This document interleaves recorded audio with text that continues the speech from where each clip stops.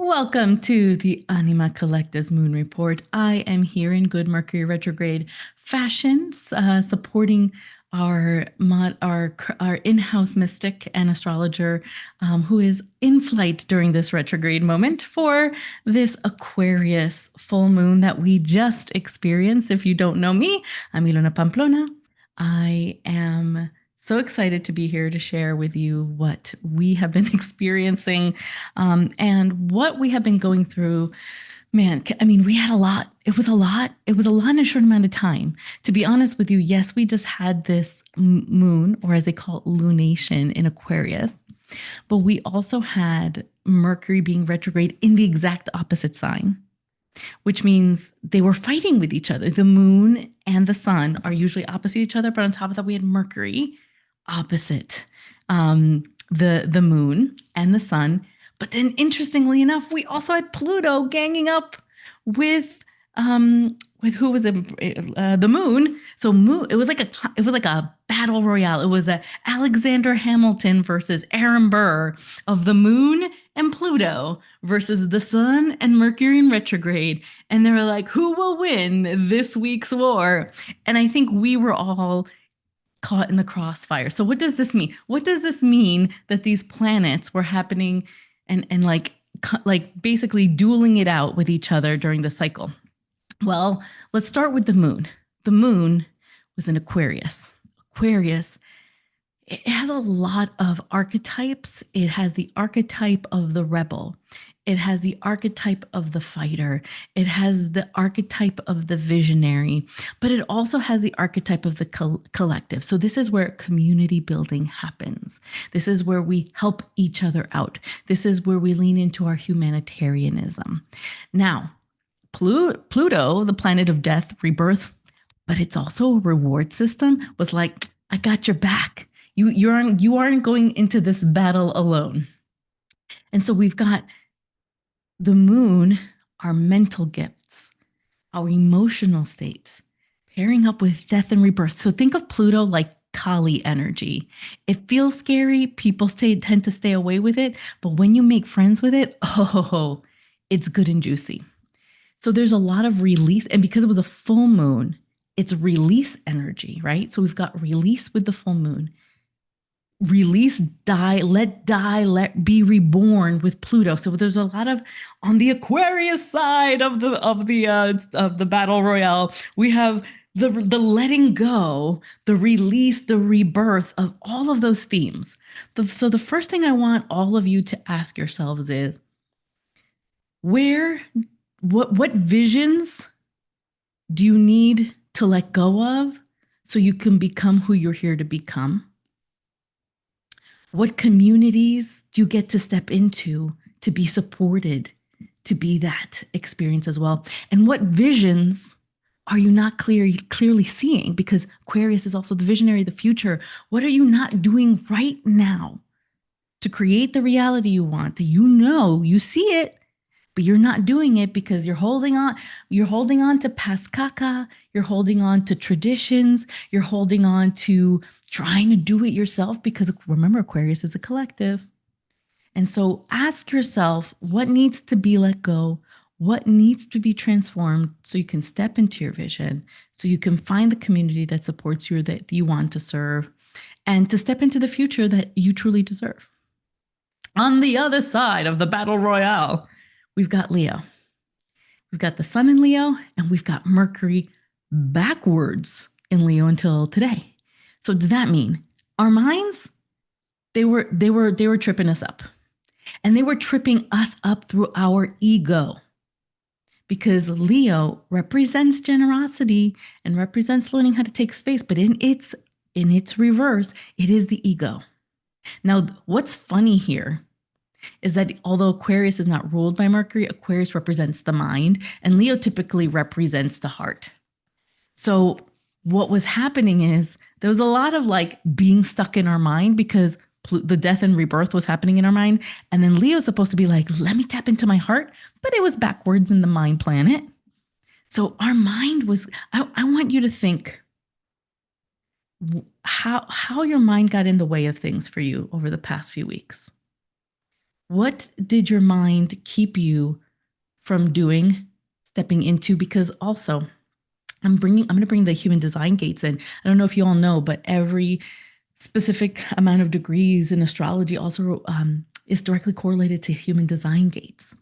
And so with all of the Leo gates, Mercury only hit Leo in this retrograde, and it specifically hit 3 gates, and 2 of them were all about leadership.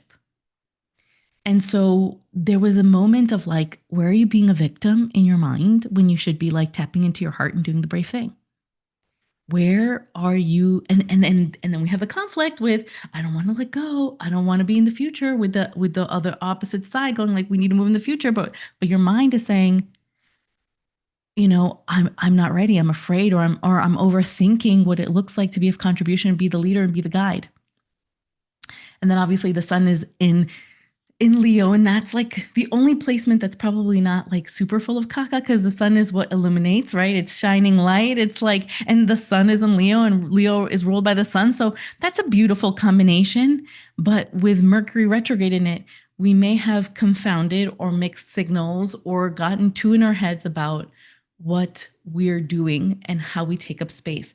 Now, I wanted to bring into attention, I feel like a little nerd here. Leo, Mercury retrograde in Leo. I know this is the moon report, but it was all playing with it. They were all playing with each other this weekend, all right? And the thing for me is the moon, if it was rough, it was probably rough because of this opposition to Mercury retrograde in Leo.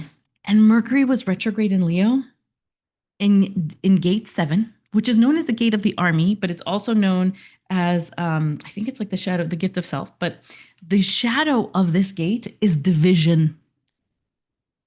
Like literally, where are you dividing yourself, dividing the effort, dividing the team? Because there's a team energy here. And the gift is guidance. The gift is being able to lead, right? That's like the army energy. And so mentally, where are you being called to lead? So that you can help the moon that was in Aquarius let go of the caca and move into the future and move into your dreams and move into where we get to be. And then I also was looking at this book where I was like, oh, it's, by the way, this gate is also known as the gate of the listener. And so ultimately, when we look at this combination of planets, of placements, of like messages, we got opposition of head over heart. We got a division of my ego versus being of service. And we've also got this call to really listen, to really hear what's underneath. There's a lot of blah, blah, blah on social media, in the news, in our government, in our social circles, right? There's a lot of talk right now. Put your favorite emoji in the chat if you are tired of people talking, but not people listening and actually hearing what's being said. I'm exhausted of the talk, and I am exhausted of just these words going into the void instead of actually being held to be transformed and used in some kind of way. And so in Jenna Zoe's Human Design book, a lot of her book is the gates. And each gate is, so if you're not familiar with human design, there are 64 gates. The gates are divided into specific degrees of astrology, and they have like an extra flavor of energy that tells us about these astrology signs. And so it's known as the gate of the listener. And it says person with gate 13 is a great listener without even trying. But here's the thing. The way we use this gate is to absorb what people are saying instead of focusing on acting like a good listener. This is like a coaching distinction of active listening. It's not listening to respond. It's not listening to like, position yourself as like, I'm hearing your words and I'm repeating it verbatim, instead of actually being present to what is being said. And so this Mercury had us not listening to what the moon was saying, to what the moon wanted us to see, to where the moon wanted us to serve, to where the moon wanted us to be rebellious and follow our own path. Because remember, Mercury was retrograde in Leo, which is the ego. So this is also a shift from self to community. So there's this. These are the oppositions. These are the duels that we've been managing for the past few days. Now, thank gosh, Mercury is direct today. So while there's still kind of, Alexander Aaron Burr Hamilton in it, the fun part is Mercury's no longer retrograde. My invitation is listen deeply to what the moon was trying to tell you this weekend. Go back and tap into what you have been really wanting to do, where you really want to take up space, right? Oppositions, a lot of traditional astrologies would be like, oh, there's an opposition. This is always going to be in conflict. However, if we bring coaching into it, instead of a position, where can we meet ourselves in the middle? Where can we listen to ourselves so that we can serve the collective, so that we can fight the sacred fight for whatever we're here to fight. Like we're not here to fight every fight. We're not here to have every revolution, but there's a revolution in every one of us. There's a mission in every one of us. And if we don't begin to listen and pay attention and really hear what's being said, I feel like this deserves like an old school New York Italian American or Jewish mom pointing the finger. You've been like, you got to listen to me right now, because it's not going to go good. You're going to break your neck or something if you don't listen instead of reacting. And I know a lot of people here are generator auras. Not all of us. Maya and I are not part of the sacral team, but we got to learn to respond, not react. What is yours? What is your mission? What is your mission? And are you listening to it so that you can take up space in that field? Now, I also pulled up the moon gate, so don't get it twisted. So the moon was in gate. Was it in gate 7? Which is the gate of integrity and virtue. Integrity and virtue. And so the way we get to, there's a lot of blocks. Oof. What blocks you? So this moon was being blocked by the conditioned judgment about being virtuous. We've been taught that naturally virtuous people are better than those who have to learn it. When we have gate 7 in the world, it can manifest in 2 ways. Being afraid of being that shining example, because being better than other means, what will it look? What will people think of us? What will people, it's a lot of this, like, what will people think of us energy. And then letting your easy virtue make you feel superior to others. Okay, so there's a polarity here that when we're in the shadow of what this moon was trying to teach us, which was to be virtuous, right? It's, are you not stepping into your purpose because you're afraid that people will talk about you? Or are you thinking that you're better than other people? It's about neither, right? It's about learning that you are here to be exactly integrity is all about being your whole self. So this is also this past lunation was also very much about, are you being yourself? Are you being someone else? Are you trying to position yourself to be better than? Or are you positioning yourself as less than because of like the fear of taking up space, which is very Leo coded. Very Leo coded. And to add insult to injury, last week we had Chiron go retrograde. It's going to be retrograde till Thanksgiving, the day after Thanksgiving. And Chiron's the wounded healer.